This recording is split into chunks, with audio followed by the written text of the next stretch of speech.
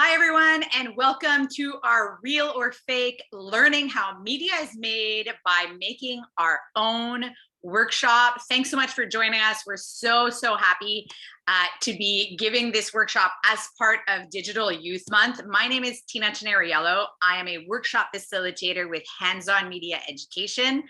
That is Jessie Carell, our founder, my colleague on the screen there. And Hands-On Media Education is a nonprofit organization based in Canada that delivers digital and media literacy workshops to teachers and students right around the country. We've done international work as well. We work with people of all ages, students of all ages, preschoolers, adults. And as you can see, we do a lot of hands-on fun stuff. We go in the classrooms and work with you, and we do a lot of stuff virtually as well, like the workshop we'll be giving today. And this is part of Digital Youth Month, which is an event in Quebec being put on by Printemps Numérique. And this year's theme is transparency, which we feel is so important in today's climate. With the pandemic, we're just seeing a lot more disinformation circulating out in the world on the internet.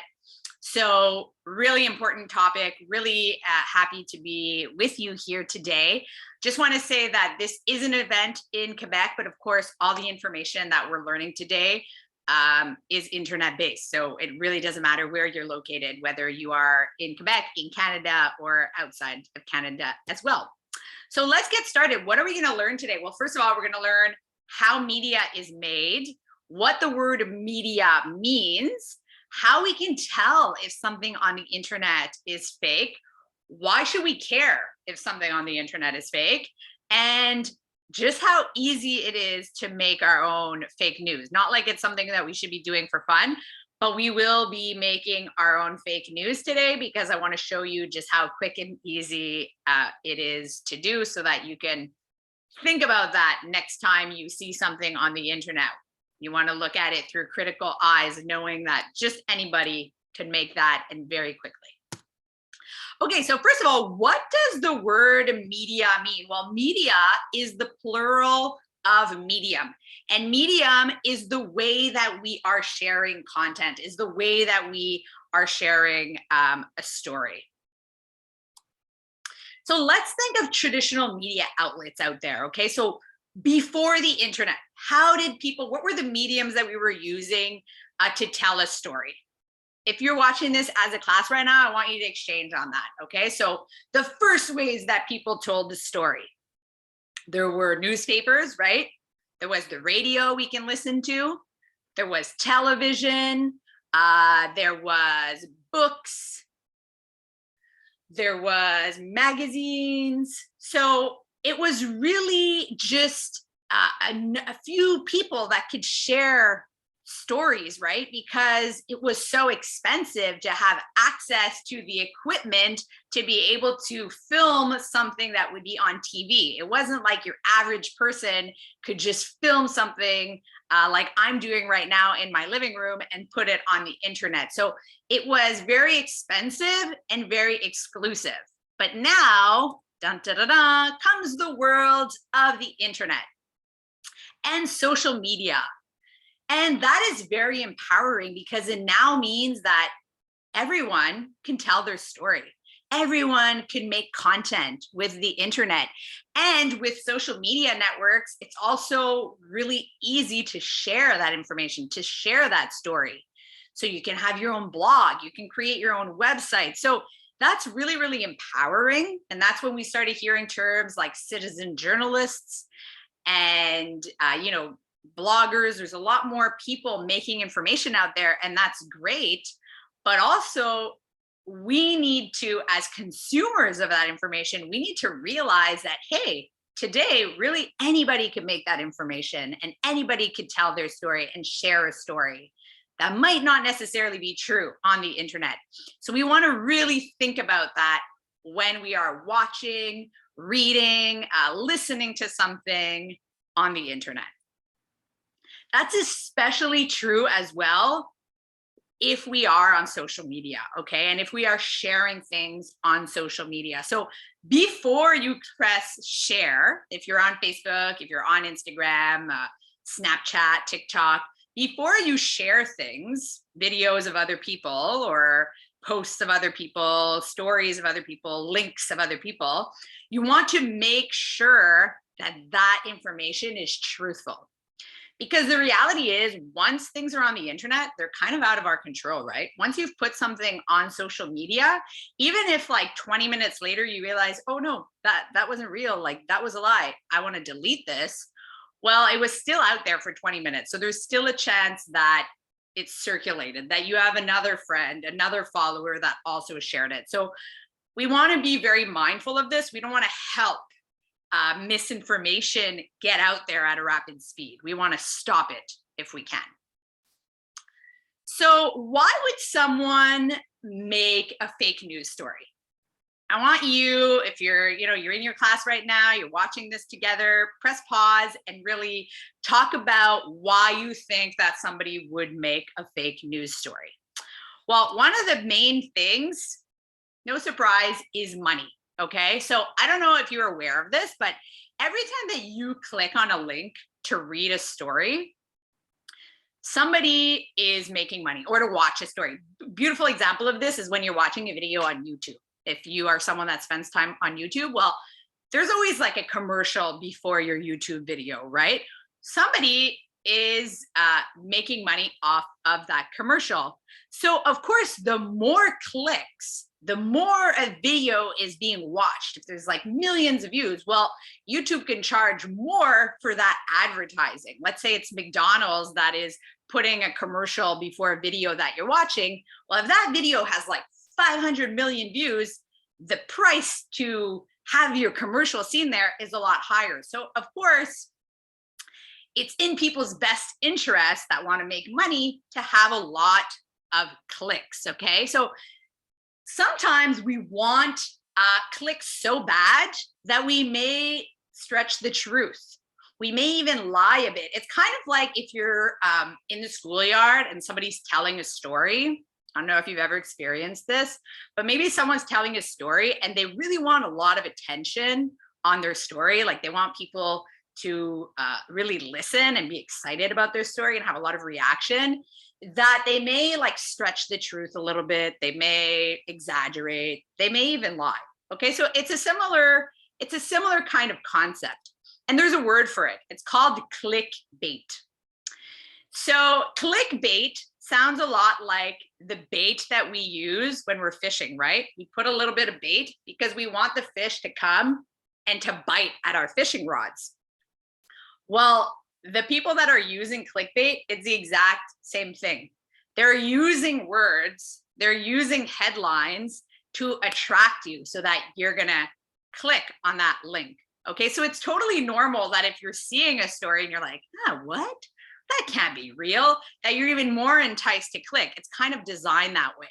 But I want you to think of that before you share it, okay? Like in the same way that if you had $20 in your hand right now, you would think about who you wanted to give that $20 to. You wouldn't necessarily just give it to anyone. Maybe like your best friend needs $20 and they would ask you for $20 and you would consider sharing it. But would you just give that $20 to anybody, not knowing what they're going to do with it? Maybe they're not even in need of the $20. So think about every time that you are sharing something on a social media platform, you're actually helping someone make money. So you want to be aware of, do I want to help this particular website that's posting lies and false information? Do I want to help them make money? So something to think about before we share information, okay? Before we share any links on social media. So I'm going to tell you 4 tips now to safely and effectively evaluate information online before you share. Okay, so four things that you could do before you share something that will give you a sense, whether it's false or it's true. So the first thing is to fact check. And there are great websites out there now that will help you fact check. One of them is Snopes.com. So I'm just going to go to that website now.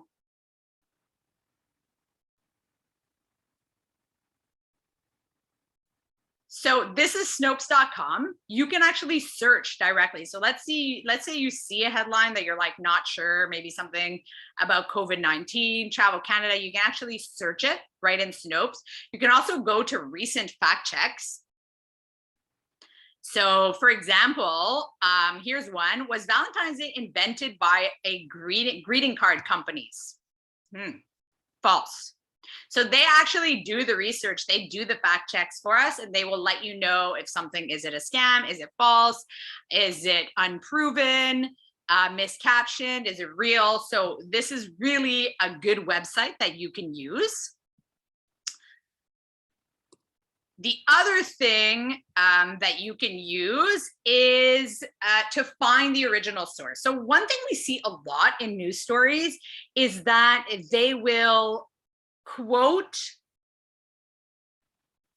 another source. So we see that like in Quebec, we see that a lot with French and English news sources. So you'll see, for example, an English news source, maybe like CBC, saying according to La Presse, which is a French newspaper here in Montreal.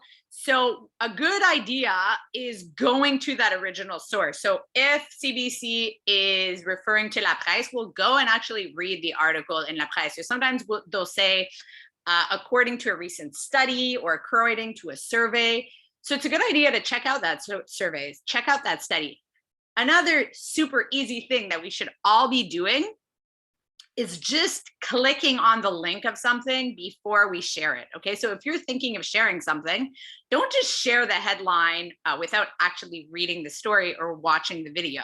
Make sure that you click, read the news story, watch the full video, and then decide if you want to share. I want to show you a video now that is going to give you some tips on how to find the original source.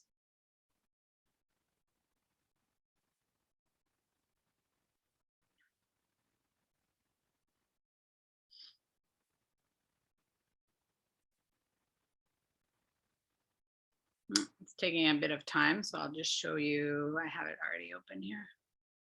Hi there, my name is Colin Atkinson. So this is a perfect example of what I was saying, right? The advertising before the video we want to watch. So this is the video I want to watch. Want to find out if something is true online? Here's a helpful strategy. Find the source. Don't just trust a headline or picture in a social media post. Instead, click on the actual link in the post, usually below the image. The link will take you to the original story, so you can see if it comes from a trusted source. If there's no link, type in keywords from the story into a search engine. Google is a good example to find out where it originally came from. For more helpful videos on fact-checking, visit breakthefake.ca.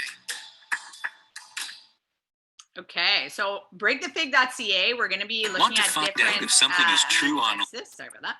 We're going to be looking at different resources on that website. That's by Media Smarts, an amazing Canadian organization that has a lot of media and digital literacy resources and tools and lessons. So I just want to give a shout out to them as a website to check out. Okay, so next up is we want to verify the source, okay? So like we just saw in that video, they clicked on the link and it was a CNN story. So then you want to ask yourself, okay, is CNN a source that I could trust? Is it reliable? Is it like a tabloid? Is it satire? So if you're not sure, if you've never heard of the website before, you can Google it. You could Google CNN. You could read up on, you know, what that outlet is and whether you think it's trustworthy. I will say that for kids, depending on your age, it could be, even at my age, it could be difficult to decide whether a source is 100% reliable or trustworthy. So I really do encourage you to speak to an adult, speak to a parent, a teacher. If you're not sure, just ask them, what do they think? Is CNN a reliable, trustworthy source? Okay. Next thing to do is triangulation, which means, like, if we look at a triangle, right? There's 1, 2, 3. So it means that you want to find other sources that say the same thing. Ideally, you want to find 3 sources, reliable, trustworthy sources that are saying the same thing. So a good way of doing that is to use Google News, okay?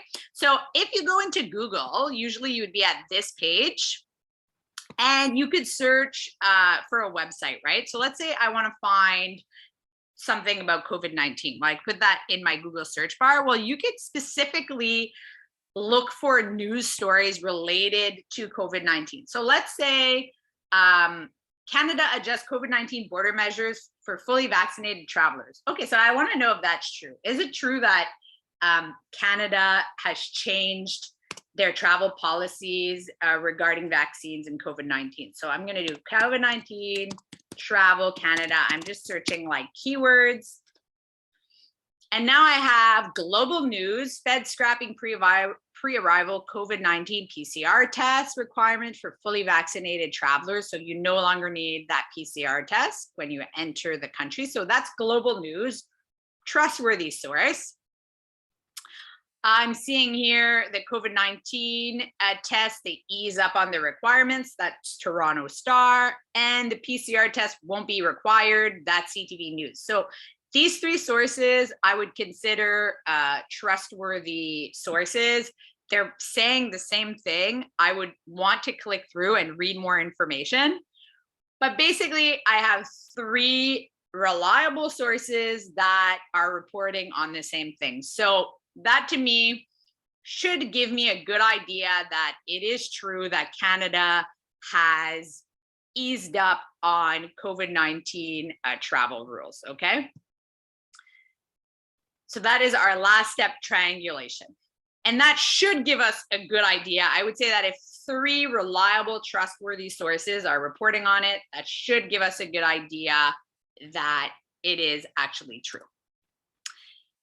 However, fake information is very difficult to spot. I want you to keep that in mind. So even after going through those 4 steps that we just went through, it is possible that we still missed fake information, okay? I want to show you an example now of a video that speaks to this.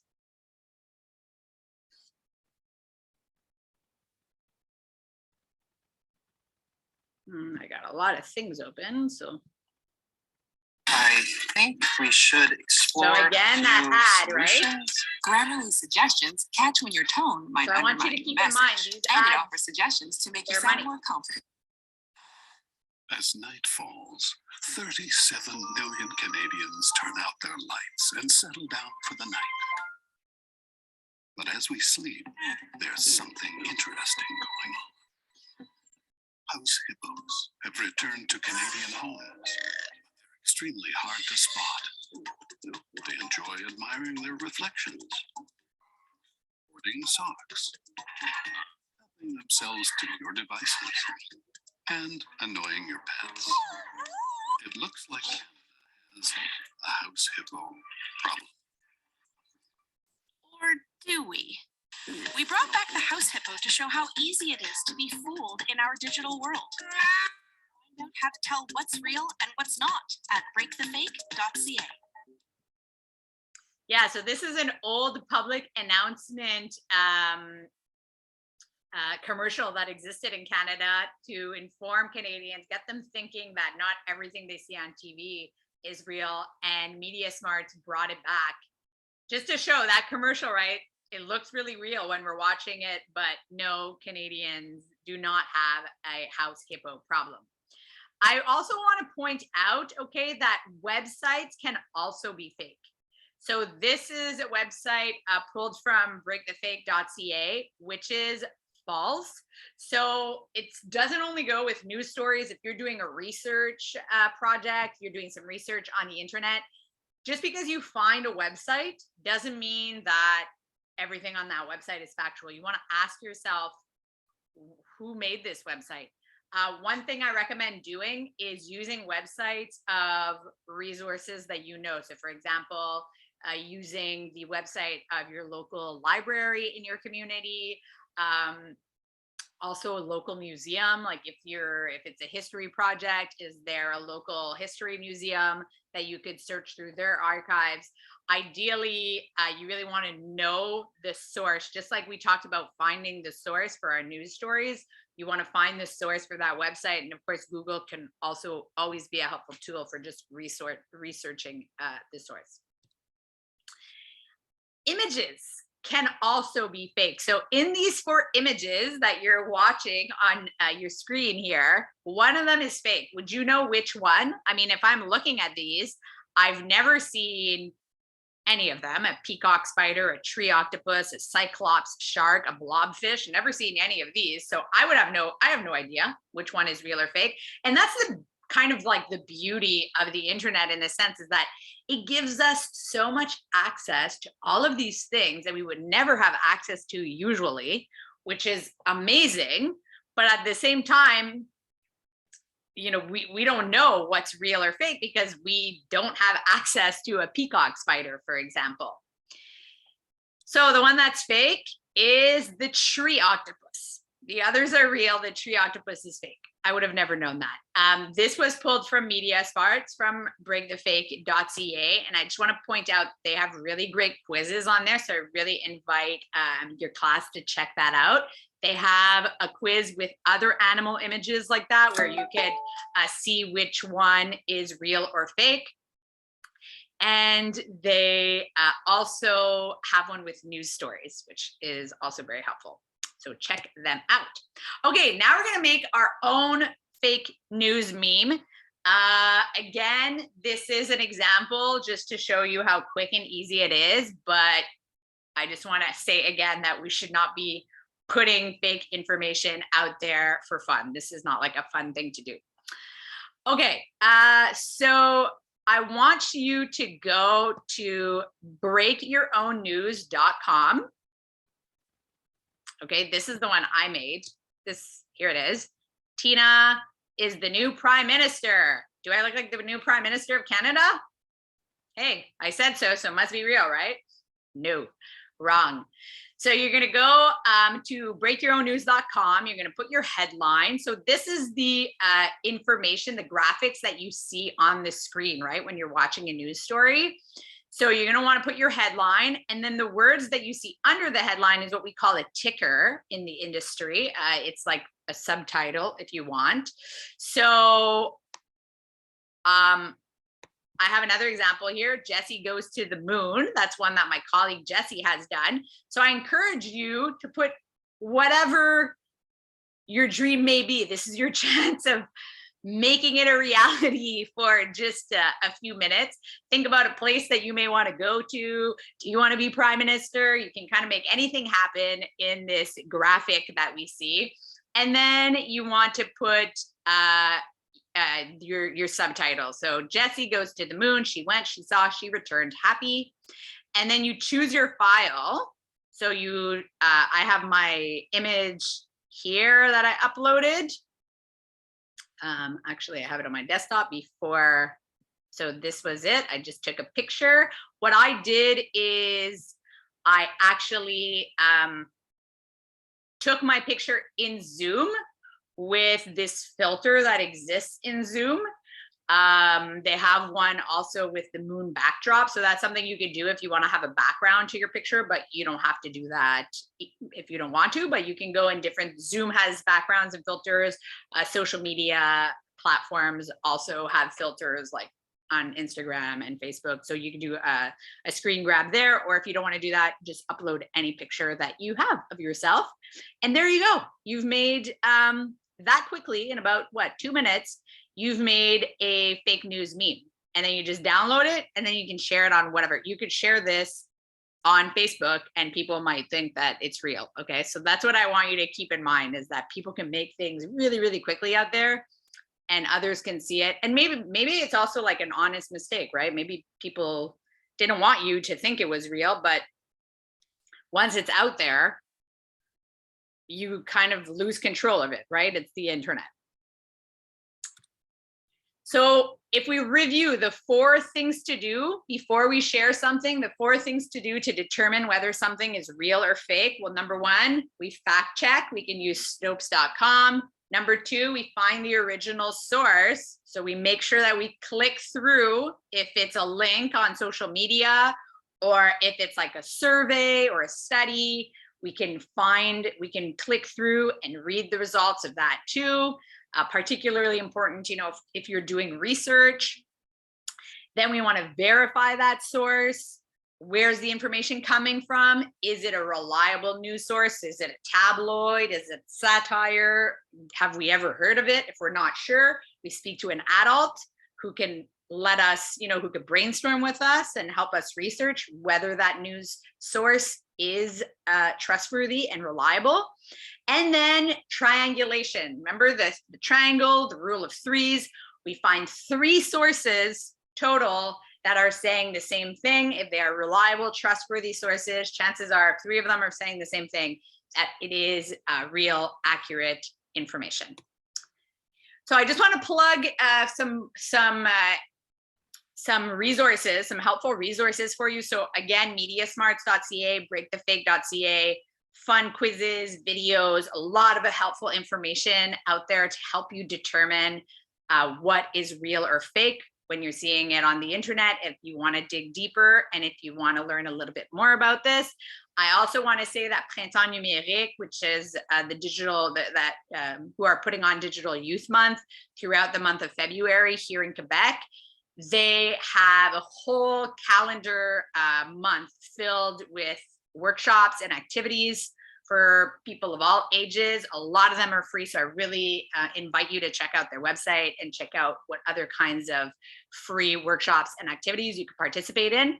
And I want to mention that next week we are launching, our team at Hands On Media Education are launching a 6-week digital storytelling series where it's completely virtual. So this is for anyone across Canada, grade 4 and up. Students are going to be making their very own films. The format is very easy and flexible for teachers and students. So every week you get a video from me with the week's lesson, not a very long video. It's about no longer than 15 minutes. And then you get to book a one-on-one Zoom meeting with me for another 15 minutes where I answer any questions that the teacher or the students may have. We do that for 6 weeks. Every week we hit a new part of filmmaking. We'll do pre-production, production, and post-production. And by the end of our 6 weeks, every student in the class will have made their very own film, and then we present those films as part of a film festival. We celebrate everyone's success. And the films, the topics for the films are going to be about who you are and also how the COVID-19 pandemic has impacted you. Because I think it's really important to also exchange and reflect on what we've been going through over the last, we're entering our 3rd year now. So I really encourage you to check out our website. There it is on your screen, handsonmediaeducation.com. We break down really that 6-week workshop, exactly how it's going to go. It starts next week, but we are flexible also on the dates if that start date doesn't necessarily work for you. So check out the website. Do not hesitate to contact us if you have any questions at all. You have our website on the screen there. Our email address on the screen there. And I just want to mention that we do custom workshops as well. So if you have a specific need in your classroom, we can develop a custom workshop for you to teach media and digital literacy, because we really believe in that. We think it is so important in today's society to be, informed digital citizens. So thank you all so much for your time, and I hope to see you soon. Take care. Happy Digital Youth Month.